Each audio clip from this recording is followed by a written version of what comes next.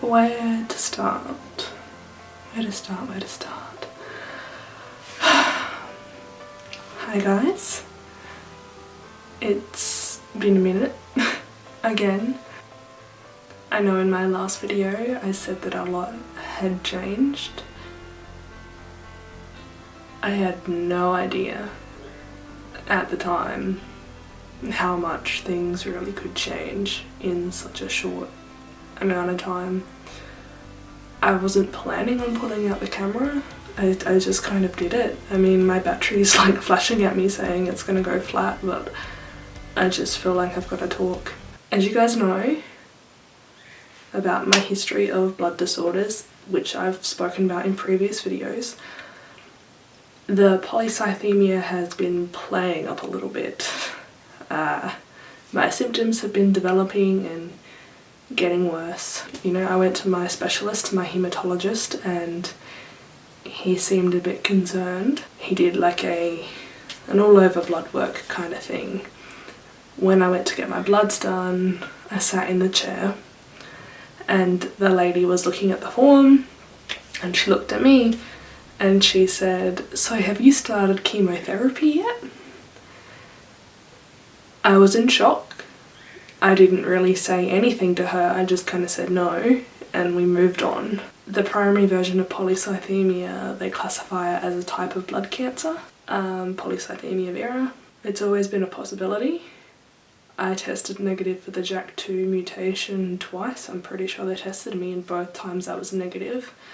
My hematologist told me that 15 to 20% of people that test negative for the JAK2 mutation can still have polycythemia vera.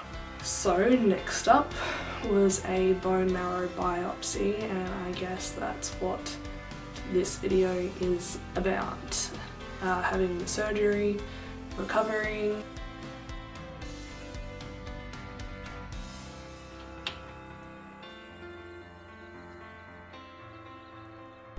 What's up, vlog? It's your boy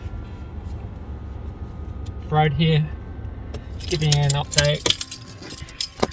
At the hospital now, gonna get all checked in, pay for it all and see where we go.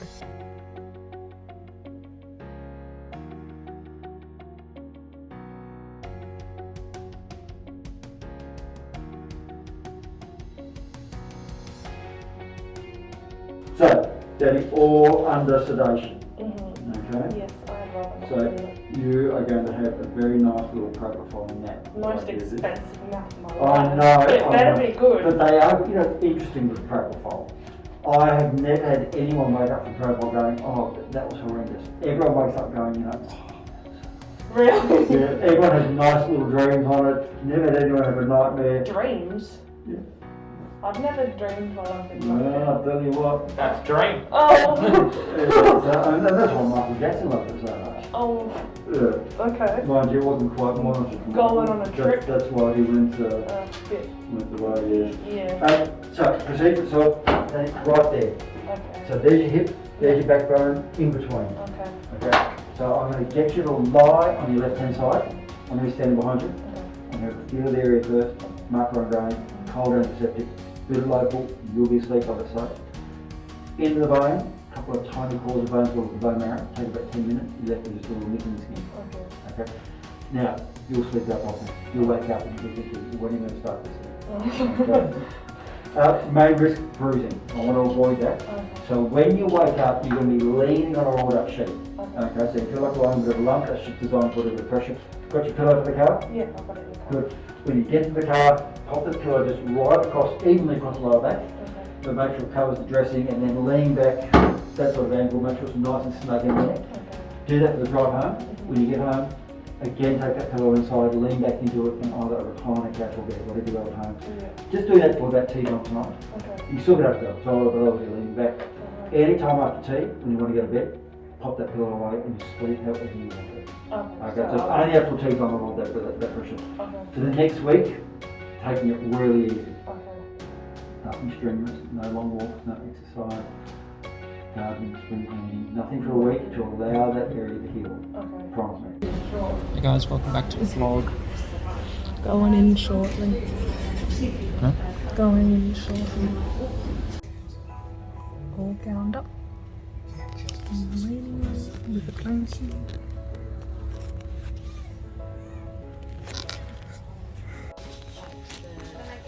All dressed. Still in a bit.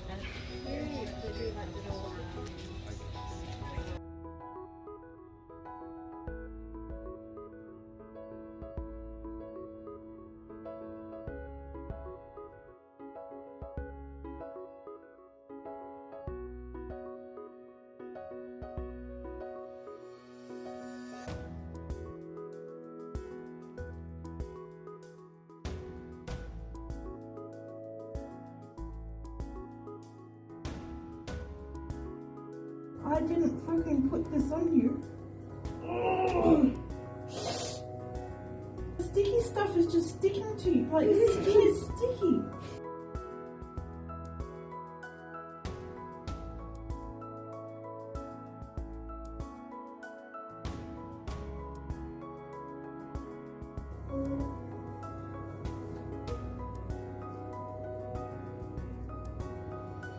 That's a lot of tape. Like, that was a bit mean. Yeah, that tiny bit. There we go.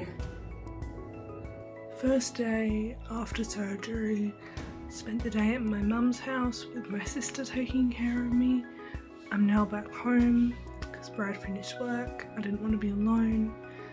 We've been fed, we've lit the fire because it's like 10 degrees Celsius. As you can tell, I got my hoodie on.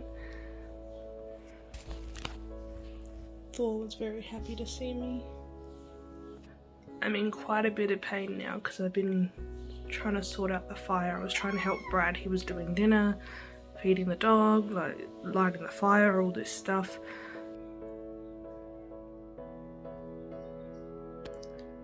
I have my cap. I have some Vampire Diaries on Netflix. Painkillers. Be alright. As I'm filming this video right now, I'm just over a week, so it's Monday. Friday would have been a week since the bone marrow biopsy. I'm walking properly again, I'm no longer waddling around. I get my results on Thursday. On Thursday, I find out if I have primary polycythemia or secondary polycythemia. My hematologist also mentioned a lot about myeloproliferative disorders. He didn't go into too much detail about what they are. I should have asked, instead I googled. It's always best to get clarification from your doctor. You know, Google can sometimes exaggerate things or, you know, go to absolute worst case scenario right off the bat. So it's always best to, you know, ask your doctor for clarification about what that means. And I guess after Googling it, he didn't go too much into it because there were quite a few different types. There were at least 4 to 6 different types of myeloproliferative disorders. All of them ended with the word cancer.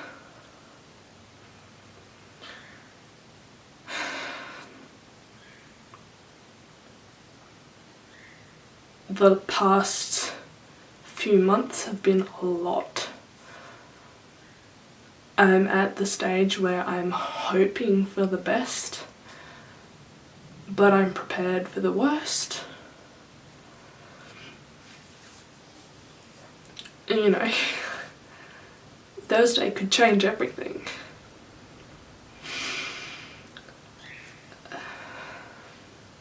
That appointment at 3:45 p.m. on Thursday, the 19th of May 2022.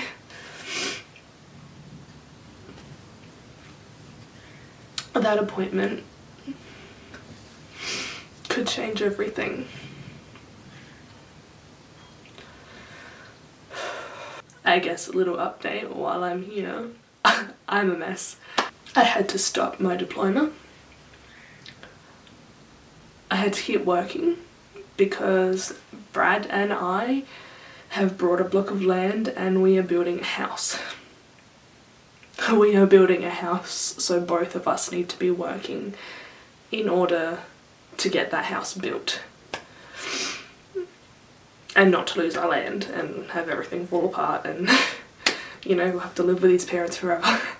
Although I'm grateful for it, it's been a very long time coming and we've worked so hard, so incredibly hard to get to this point.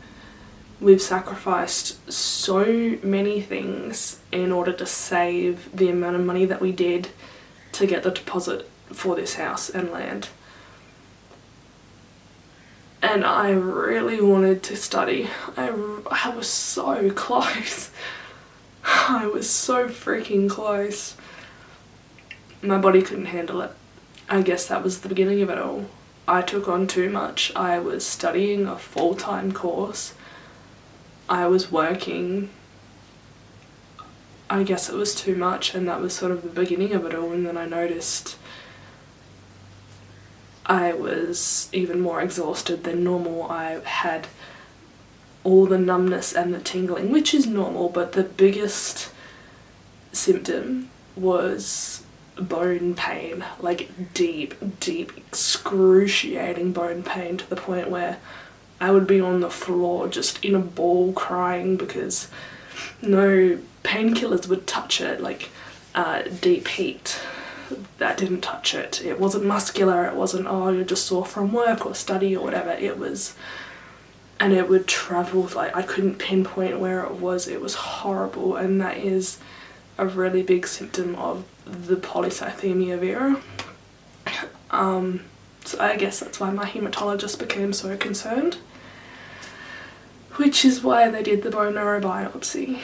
Although the recovery was like physically painful, I think the most painful thing has been the not knowing, the hearing all these different words getting thrown around and like not knowing exactly what is going on. Days where I'm just like a zombie. I'm so drained and exhausted and I'm in so much pain I can't do anything. Make sure that I try to get this all before my battery runs out and I've got Brad's mum out there making a lot of noise.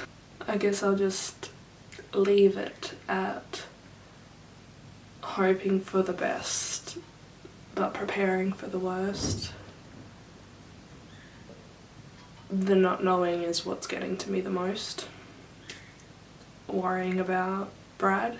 I mean, it's hard for somebody to be going through something like this, but then I can only imagine what's running through Brad's mind. Like, if the situation was reversed, I would be full on freaking out. I would be a mess. Like, I don't know how he's managed to stay so strong through it all. It's incredible. So thank you, Brad. I appreciate you and I couldn't do it without you.